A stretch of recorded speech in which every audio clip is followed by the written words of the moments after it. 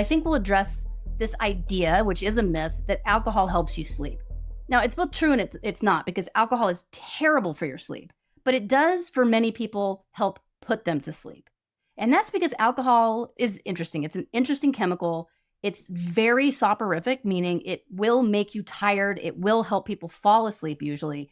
It just doesn't help you stay asleep, and it wrecks your sleep architecture.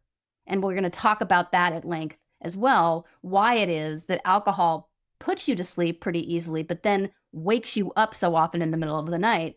And it's because, I'll just give you a little foreshadowing here, alcohol does two things. One is that it really does upregulate a neurotransmitter called GABA, which is the primary sedating neurochemical in your brain, which makes you feel sleepy and will help you fall asleep.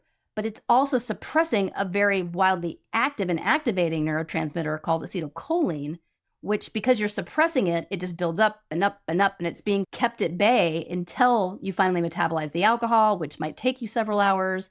And that is why it's so common to find yourself awake at, say, 3 a.m. after you've had one too many drinks, or you've had any drinks too close to bedtime, and you can't go back to sleep. So that is one of the culprits behind sleep maintenance insomnia, which we'll talk about too. So just know that alcohol is never the answer. We know that definitively. If you're going to drink, you want to make sure you drink with dinner and then have several hours before you actually try to get into a nice deep sleep. If you drink too close to bedtime or you drink too much, you are likely to find yourself in trouble either with these middle of the night awakenings, or you'll just feel tired because your sleep architecture won't be healthy.